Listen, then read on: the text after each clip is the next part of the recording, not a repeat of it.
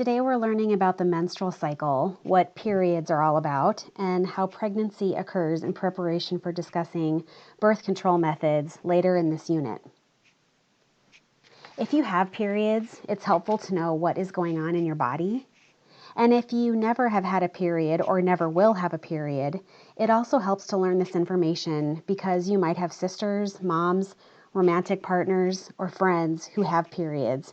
And the more you know, the more sensitive, understanding, and communicative you can be. Ignorance also breeds hate and fear. And if you're fearful or grossed out by periods, hopefully this will help you get over that. Let's face it, half the world experiences periods, and it's actually a pretty amazing biological process. So put on your scientific mind and let's go.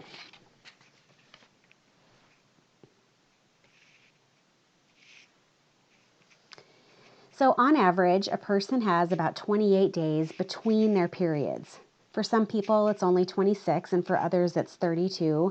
And for some people, it's irregular and unpredictable how much time comes between periods.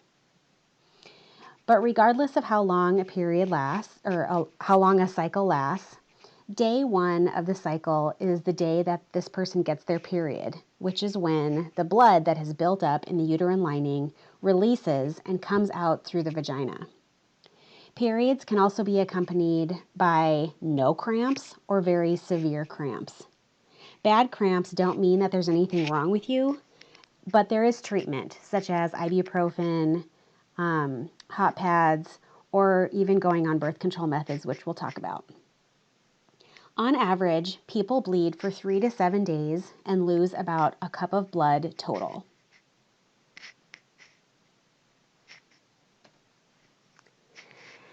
After this, the body says, hey, let's try to get pregnant. It's almost like the body is wired to reproduce. It is. This is part of our biological process.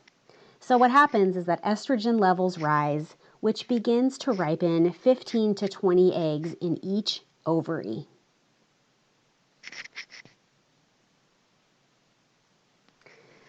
Around day 10, the person enters their fertile window, which means this is the period of time where they are most likely to get pregnant if they were to have unprotected sex.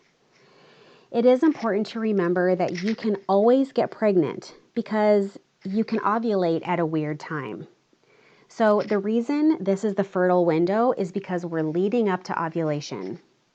There are a lot of different things that can affect when a person ovulates, such as if you've traveled, if you're under stress, if you've had illness, if there's been a change in your schedule, if you've had weight loss or weight gain. All of these things can affect when you ovulate.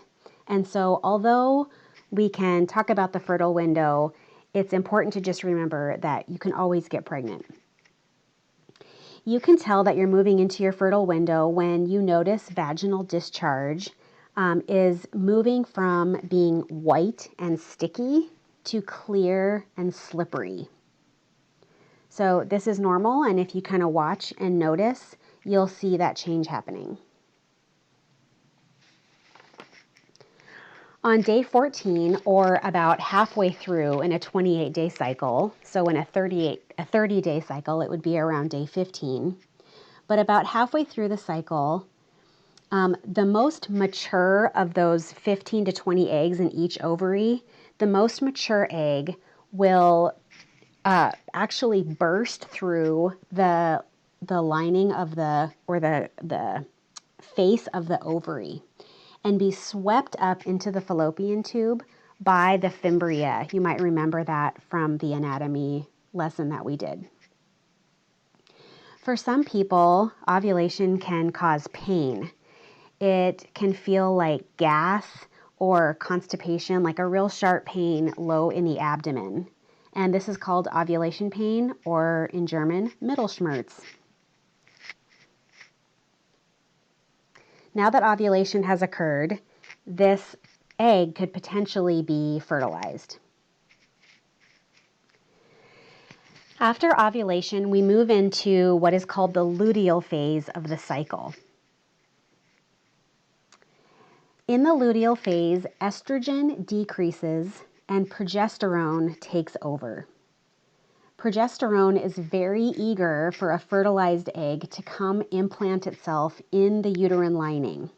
And so progesterone's job is to tell the body, maintain the uterine lining, hold on to the uterine lining. Just in case we get a fertilized egg that comes along, it'll have a nice place to implant itself.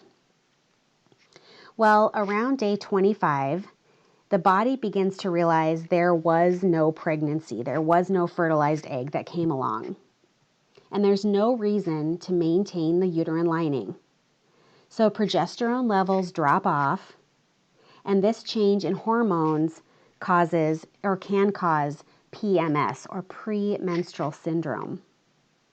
In some cases, PMS can cause people to feel things like headaches, bloating, general unease, irritability, acne, fatigue, or many other symptoms actually. And this is simply a result of the change in chemistry with the hormones. And the other result is that without progesterone telling the body to keep the uterine lining, the body sheds the uterine lining, which takes us back to day 1 when the body releases the uterine lining or sheds the uterine lining and has a period. So now let's talk about how a pregnancy occurs. So in order for a pregnancy to happen, there has to be a ripened egg released at ovulation time. Then it has to be fertilized by a moment of unprotected sex. The reason a person is most fertile before ovulation is because it gives sperm time to get up there. So let's say in the fertile window, sometime, day 11 or so, this person has unprotected sex, a penis goes in the vagina and ejaculates sperm. And those sperm go up through the uterus and into each of the fallopian tubes. That does not happen immediately. It can take some time for sperm to get up there. And actually, sperm can live on average about 5 days in the uterus. So if it's day 11 that this person has unprotected sex, it gives the sperm 3 days to make its way up into the fallopian tubes. And now when that egg is released, the sperm is waiting right there to fertilize it. Once the egg is fertilized, it travels down to the uterus and implants itself. So the fertilized egg travels back down here and implants itself in the uterine lining. This can take almost 2 weeks, which is why you have to wait 10 to 14 days after unprotected sex to take a pregnancy test. If you have unprotected sex and then take a pregnancy test the next day, it's going to be negative unless you were already pregnant. But it won't show a positive even if you are pregnant because it takes almost 2 weeks for that implantation to happen. So the most reliable time to take a pregnancy test is after you've missed a period. All right, great job.